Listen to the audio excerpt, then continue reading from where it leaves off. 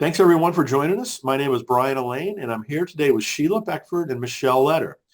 Their new book is Doing Anti-Racist Business, Dislodging and Dismantling Racism with the Four Reals from Chalice Press.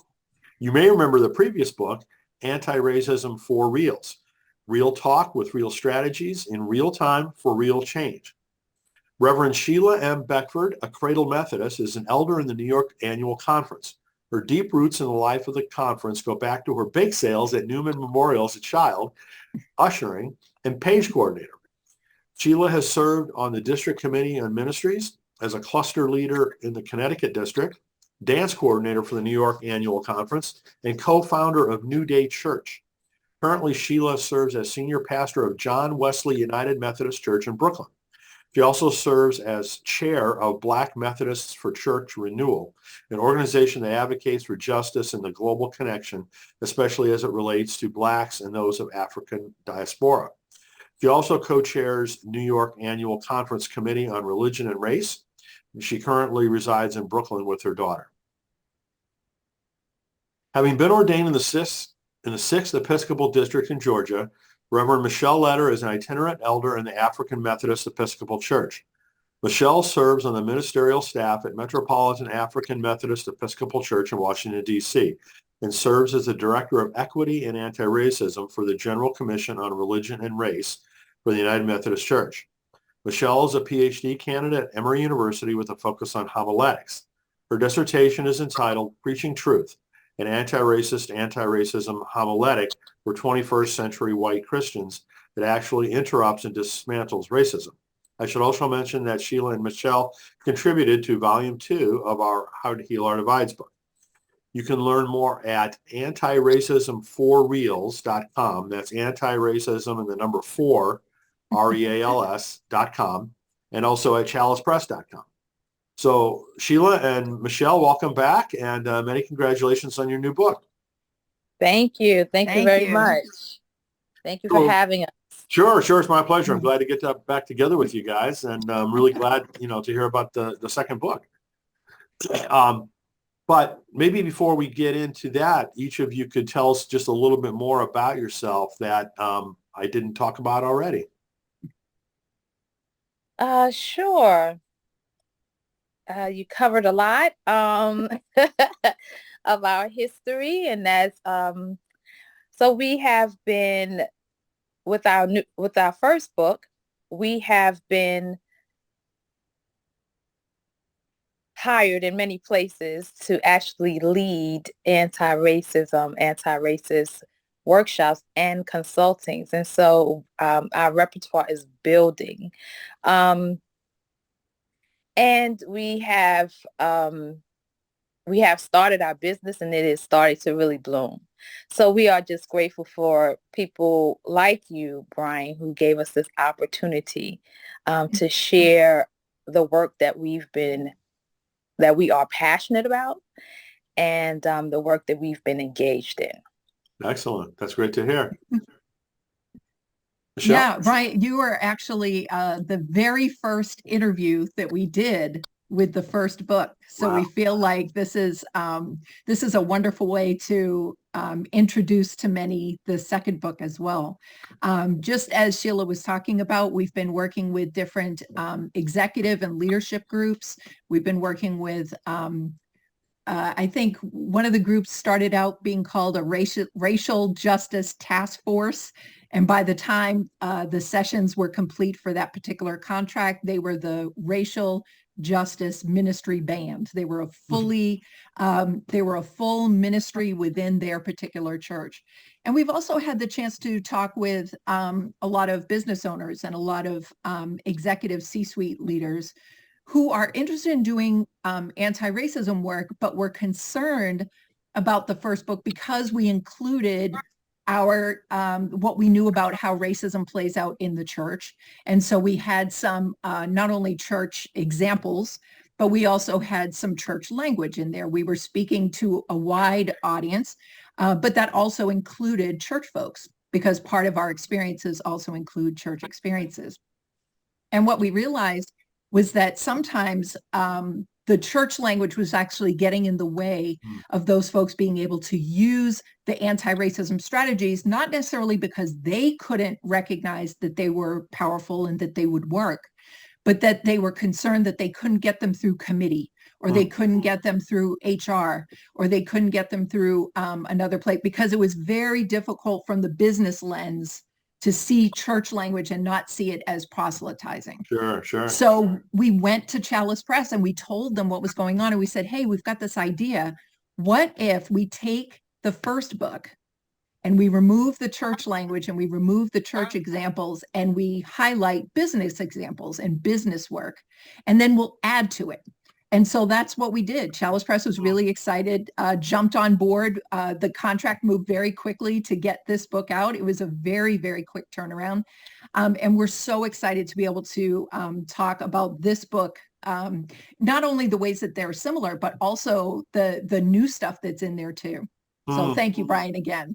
Yeah, well, I mean, I was wondering how it came so quickly, honestly. After the first book, traditional publishing isn't known for its speed most of the time, but this one was really a great story. That's really wonderful to hear that you guys were able to kind of like, cross out of the quote unquote Christian book market into more of, the general purpose business book market.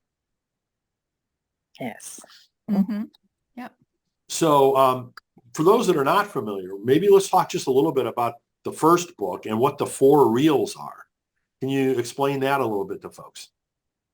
Right. So the 4 reels is basically our methodology of providing people with practical ways to eradicate racism and to become anti-racist. I always turn to Michelle and let Michelle just run down all 4 of them really quickly, because I take a little bit longer to run down each of them. So she's more concise with running them down. So I'll ask Michelle to run each of the 4 reels down. Thank you. So this is probably the only time that I talk less. Usually I'm like blah blah blah. So thank you for that. I appreciate it. So real talk with real strategies in real time for real change. So the 4 reels are literal 4 reels. Real talk is usually made in comparison to more talk. More talk is just like the next meeting, the other thing, the more words without racism actually being interrupted and dismantled. So real talk uses the language that's necessary and does it in a way that's necessary so that anti-racism actually happens. Real strategies is pretty much what it sounds like. These are strategies you can use right now to interrupt and dismantle racism. And the book is filled with them, not only in every chapter, but in the end of the book, we have an appendix that's filled with individual real strategies that folks can use right now. Real time points to the reality that racism happens in real time, and so that anti-racism has to happen in real time. But there are times where we recognize something is wrong, something is inappropriate, something is racist, and don't have a particular strategy or something to be able to interrupt. So real time also includes real scripts and real role plays. And real time also reminds us that anti-racism and anti-racists do not replay the racism. We only role play the anti-racism.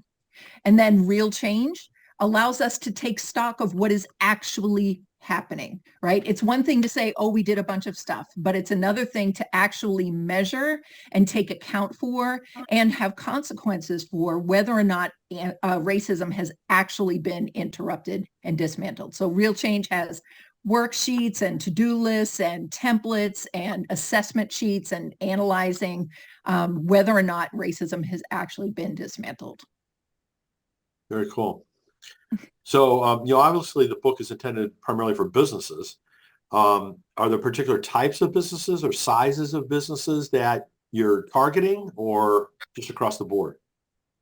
Just across the board. We believe that every business can benefit from this book. So we are not targeting any specific business. We feel that business is business, and all businesses should be anti-racist. No question. So,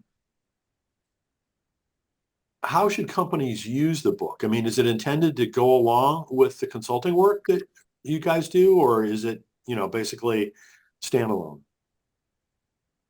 It's a both and actually. A lot of what people tell us, businesses and otherwise, is that when they read our book, there are so many strategies packed into it that sometimes they'll read a strategy and realize, oh, wait a minute, this strategy is telling me that this is anti-racist, but I recognize that I or my business has been doing the thing that this is calling out. So sometimes it's just the book is a wake-up call to folks and to businesses that something they're doing is actually perpetuating, perpetrating racism. Some folks use it as a template to get started with an actual process. So let's say, for example, in this book, we have, how to have an anti-racist budget or how to start an anti-racist budget. So there are 10 prompts that folks can use to begin doing that work.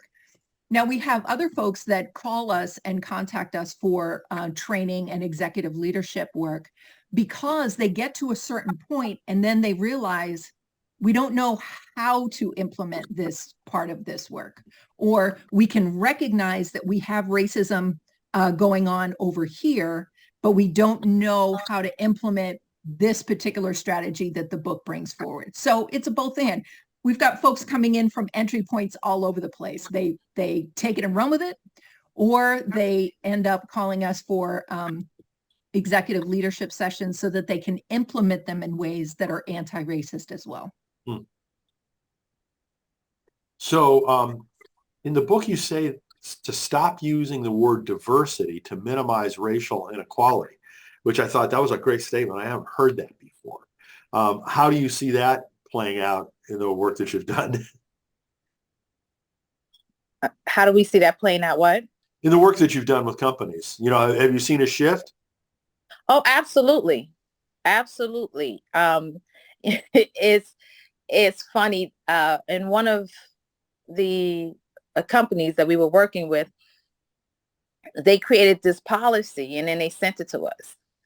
And we reviewed the policy for, and we sent them back information or strikeouts or suggestions and recommendations. They took some of our recommendations and they didn't take some of our recommendations. But one of the recommendations that they did take, and everyone seemed to have been on board with, is not using the term diversity. Mm-hmm. And it was like we sent it, then we met with them the following month, was it, Michelle? Mm-hmm. We met with them the following month, and we were just so stunned at how quickly they found other words to use besides diversity. Well, that's cool. Like I said, I hadn't heard that, substitution, directly portrayed like that, which, I think is great. Sheila, would it be okay if I jumped in on that too a little bit? Mm-hmm. So one of the responses that we've gotten is, that's what we're trying to do. That's why the word diversity is there. Like, this is exactly what we're trying to do, which it's funny because I had this page flagged for our conversation together. I had this literal number 7 starred. So they will say, well, we are trying to minimize racialized inequity.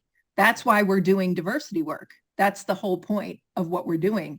And so, and again, this points to what I was talking about before, that there are some groups that when reading these things, they'll realize, now, wait a minute, if they're saying that stopping this is actually anti-racist and we're doing this, then one of the things that we need is to learn what's wrong with that. What's wrong with using the word diversity? And then we can go into all the ways that the word diversity or the practices that come from just using the word diversity can also perpetrate racism. Mm-hmm. So another thing you say in the book is that leadership positions don't miraculously create leaders with the know-how and skill sets to create racial equity. You guys have some great quotes. What are some of the skill sets that you describe in the book that you're helping people with?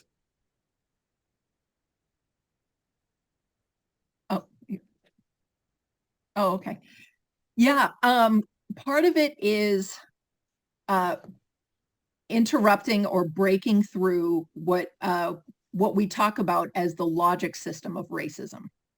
So many times what we learn as business practices or even interpersonal skills or something like that is still locked within the logic system of racism, which means that even if the words quote unquote sound good or sound acceptable, they're actually still perpetrating racism. So part of our work with leaders is to illuminate where that language is, where those practices are.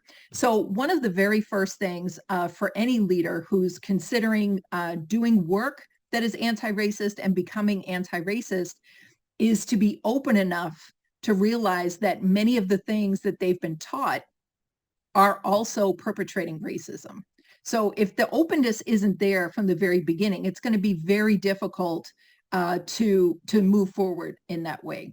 Another thing is that there's a power change, a shift that happens, that the particular power structure, dynamic, whatever that happens to be in the current business model that they're using, if racism is still being perpetrated, it's being perpetrated through that power model.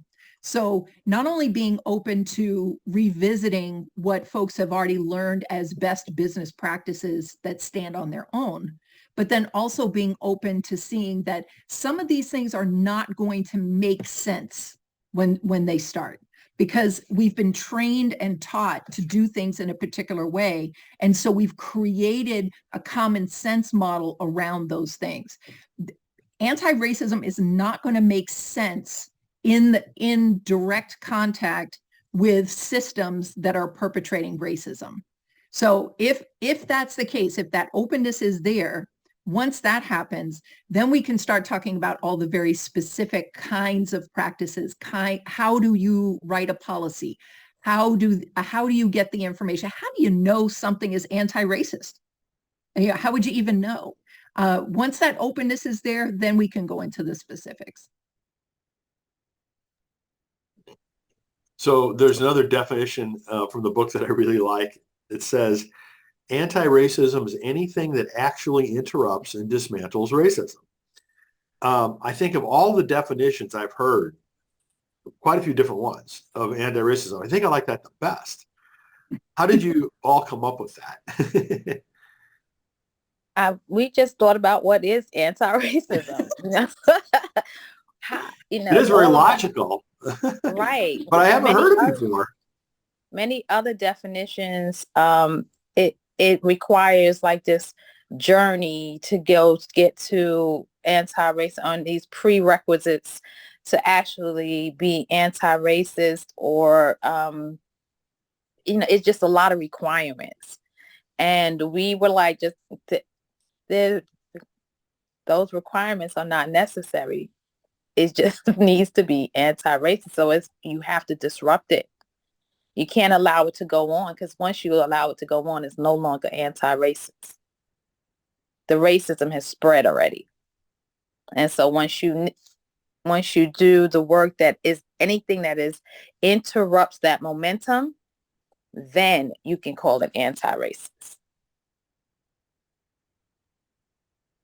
So I think you mentioned a little bit about this, Michelle, but the book provides tracking modules and assessment measures, success and failure markers, strategies for making on-the-go shifts and avoiding common obstacles. So it sounds very practical. Can you say more about that? Sure. Again, because it's just one book and there's only so much we can have within there. Really what we're trying to do is provide as many entry points for folks as possible. So for some folks that are trying to figure out for the first time explicitly how their business is going to be anti-racist or to build an anti-racist culture, assessment for them might be following a list. Because where do you start? You got to start somewhere. So for example, in the Real Change chapter, we have a list of anti-racism interview questions.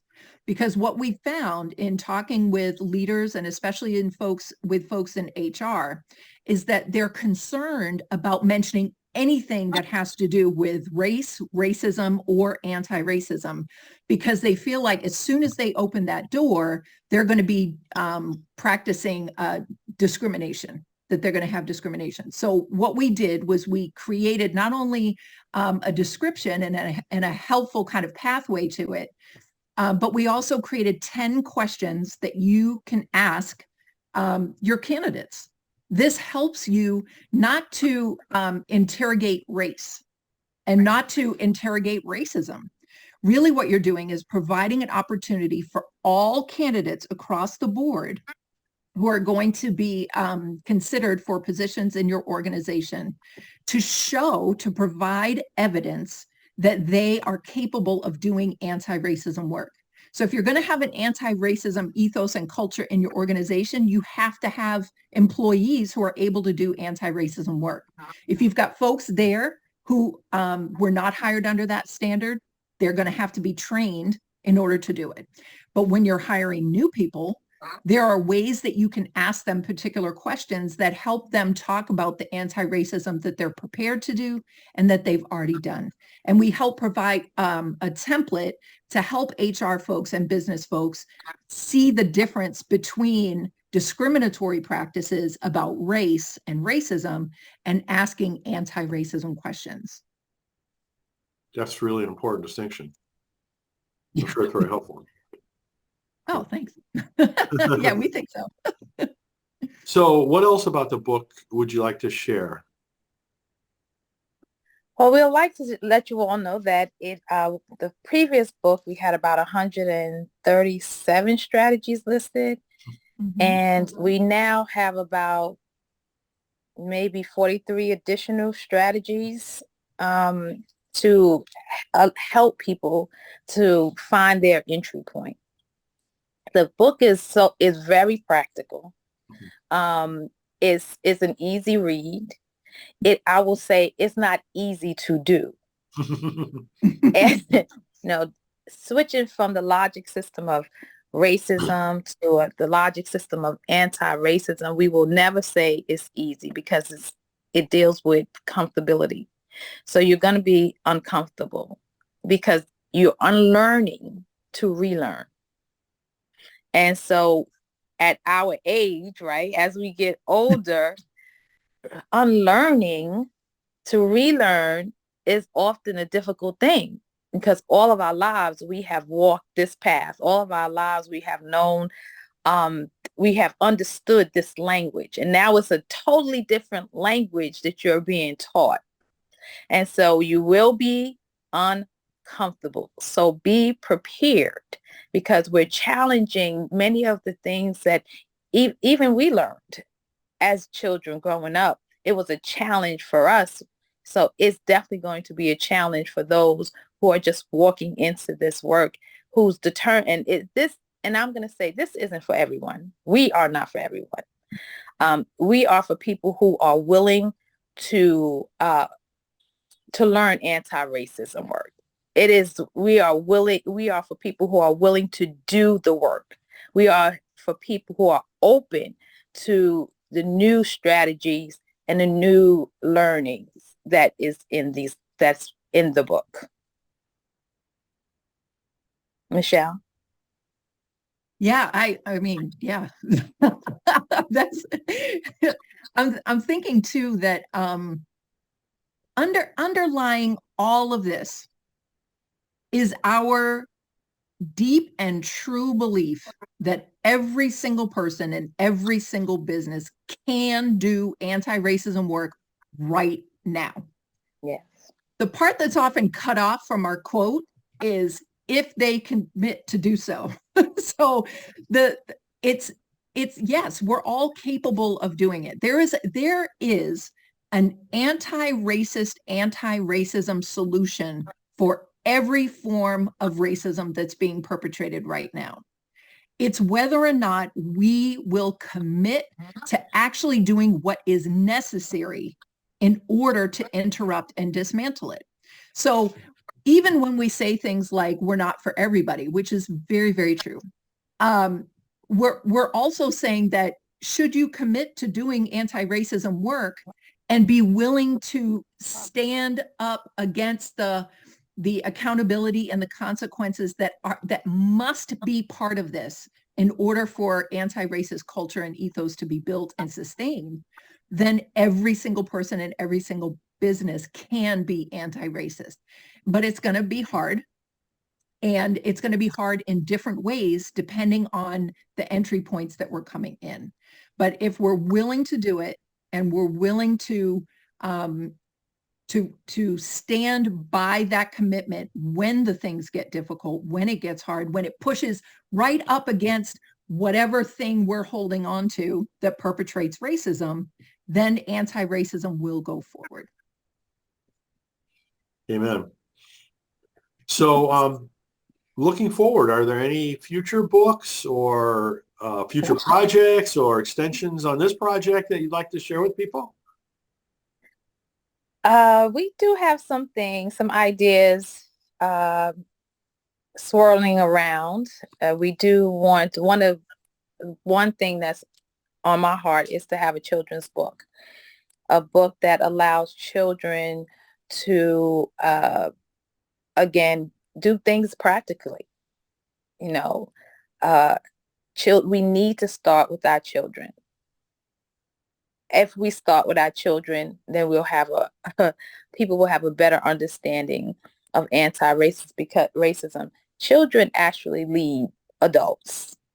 If we look at how children interact with one another, if we listen to how children speak to one another, we are so impressed with our children that we tend to end up following them in some ways because they remind us of who we are to be.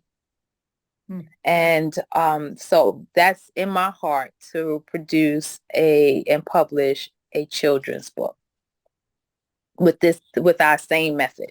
Sure. Well, one of the things that I started when I was doing Writing for Your Life was a children's book conference, and this would fit right into that. So I hope that comes to fruition. Me too. How about you, Michelle? Well, the other thing that we'd like to share too is that we're working on a couple of large scale grants right now that we're looking to create some pilot programs for scalability. So a lot of what we've ended up doing are, even when we do, perhaps like it's a keynote or major workshops for conferences or things like that, it's still been, with one organization that is organizing the whole thing, that we're working on how one focuses on communicating anti-racism without perpetrating more racism, and different formats of doing that. And then another is focused on what we call racial positionality, that we can be doing work across lines of racial difference when we do anti-racism work, but there's part of that work that's going to be different and part of that work that's going to happen in racialized caucuses. So we're working on those two grants, and then we have a couple of other projects that are really in the very kind of beginning, bubbling brainstorming sessions, but we'll be sure to let you know when they come to fruition. Yes, please do. So again, the title of the new book is Doing Anti-Racist Business, Dislodging and Dismantling Racism with the 4 Reals. You can learn more about it again at antiracism4reals.com or chalicepress.com. And I really give Chalice, a great thank you for helping, birth these books. And thank you, Sheila and Michelle, for joining us and for doing all the work that you do. It's really great to see the progress and the continued effort that has been expanding and looks like it will expand some more. So thank you so much for that. Thank you. Thank you. Thank you for the support, Brian. We really appreciate it. My Absolutely. pleasure.